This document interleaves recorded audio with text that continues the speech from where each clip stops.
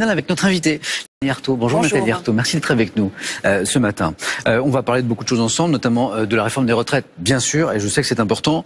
Mais d'abord, le procès de Jean-Luc Mélenchon, dont on parle depuis ce matin, forcément, c'est aujourd'hui. Le procès de Jean-Luc Mélenchon qui s'ouvre aujourd'hui. Le procès des perquisitions au sein du siège de la France Insoumise, de son mouvement en octobre 2018. Il dénonce un procès politique, une justice aux ordres. Ce sont des mots qui sont forts. C'est aussi votre avis ? Vous savez que je ne partage pas les idées et la politique de Jean-Luc Mélenchon. Mais là, en ce qui concerne cette perquisition, je me sens solidaire de sa protestation parce que il a eu un coup de sang, en effet. Mais je crois que réellement, il y avait deux poids, deux mesures. Deux poids, deux mesures. Là, il y a eu quand même une perquisition avec un déploiement de 100 policiers qui, interroge. Voilà. Les retraites, on en parle. Le président Macron va lancer, dans quelques jours, le 26 septembre, son grand débat sur les retraites. Ça rappelle le grand débat qu'il y a eu aussi à la fin du mouvement des Gilets jaunes. Est-ce que la méthode vous inspire ? Mais clairement, je crois que le gouvernement marche sur des œufs. Pour lui, il est urgent d'attendre, manifestement, parce qu'il craint. Il craint la réaction des travailleurs, des classes populaires. Et moi, je le prends comme un encouragement. Encouragement à se battre, justement. C'est une mauvaise réforme. À dire non, mais bien sûr, c'est une démolition des retraites, une énième démolition des retraites, tout simplement. Bon, il y a plusieurs mécanismes, mais c'est ce calcul sur toute la carrière au lieu des 25 meilleures années, des 6 derniers mois pour les fonctionnaires. Bon, et puis, c'est ce chèque en blanc qu'on fait au gouvernement. Vous feriez, vous, un chèque en blanc à un voleur ? Parce qu'en réalité, cette valeur du point va être changée chaque année. C'est le gouvernement qui va pouvoir décider de le fixer. Donc, nous serons absolument tous perdants sur cette réforme. Il ne faut pas l'accepter. Et je crois que le gouvernement le craint qu'effectivement il y ait des réactions. Et sans attendre, il faut dire notre position dans la rue.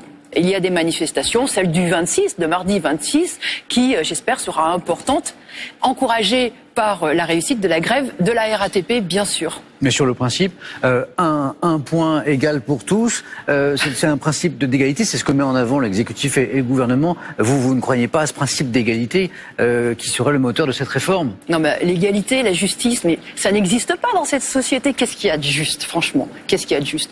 Toute votre vie, quand vous êtes ouvrier, quand vous êtes employé, vous êtes mal payé, eh bien vous aurez une retraite de misère. Voilà. Vous savez, dans cette société, parce que moi j'ai été frappé au moment de la grève de la RATP, quand certains ont pointé du doigt les soi-disant avantages, privilèges des régimes spéciaux, de la RATP. Moi, je crois que les privilégiés ne sont pas à chercher de ce côté-là. Ils ne sont pas à chercher du côté de ceux qui se lèvent tôt pour faire rouler les trains, pour faire fonctionner les hôpitaux, pour nettoyer les bureaux. Non, ils sont à chercher du côté des vrais privilégiés, c'est-à-dire ceux qui amassent effectivement des fortunes, les rentiers, les capitalistes. Et vous savez, dans cette société, il y a une minorité qui se pose pas la question de ces retraites, parce que effectivement, l'argent, depuis toujours, il leur dégouline dessus. C'est ce monde des privilégiés et de la bourgeoisie.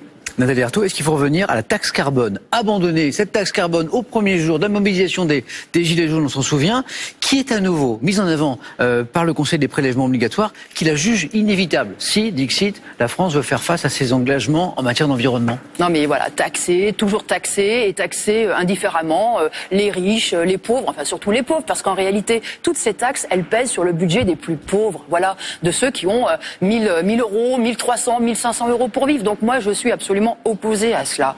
Vous savez, quand on appartient au monde du travail, aujourd'hui, c'est les coûts qui nous tombent dessus. Moi, je pense encore à l'augmentation de ce prix du pétrole. C'est quand même assez impressionnant comment les compagnies pétrolières arrivent à répercuter la moindre augmentation du prix du baril. Très rapidement. Très rapidement. Vous connaissez un ouvrier qui, quand il voit l'augmentation de son loyer, l'augmentation de l'EDF, peut revendiquer une augmentation de salaire correspondante ? Non. L'argument, c'est avec une taxe comme celle-ci qu'on pourrait faire changer les comportements. C'est l'argument qui soutient la thèse.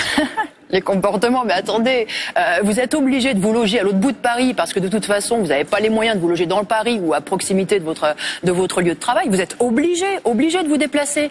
Vous comprenez que quand vous avez embauché à 5 heures du matin, que ce soit dans les grandes usines de la région parisienne, comment vous faites ? Il n'y a pas de métro, il n'y a pas de bus, et il n'y a même plus de ramassage parce que toutes les entreprises ont supprimé les ramassages collectifs. J'évoquais le mouvement des Gilets jaunes qui tente de repartir actuellement cette rentrée. Mouvement, aujourd'hui, à l'heure où on parle, soutenu par lutte ouvrière ou pas ?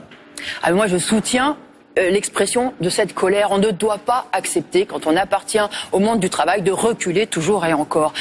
Écoutez, ça fait des décennies maintenant que les salaires sont bloqués, que les conditions de travail elles s'aggravent de partout et qu'on paye de plus en plus. On voit reculer aussi l'accès aux soins. Regardez ce qui se passe dans les hôpitaux. Ça craque aussi de ce côté-là, du côté des EHPAD, etc.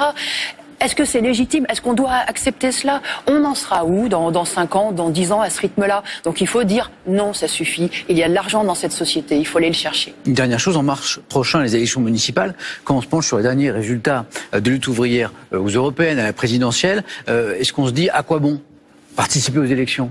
Moi, je pense qu'il faut toujours...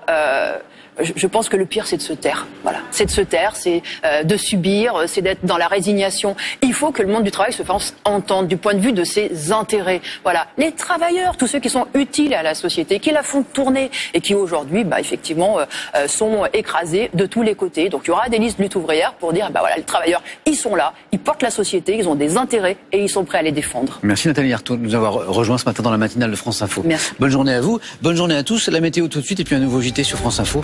Bonne journée à tous.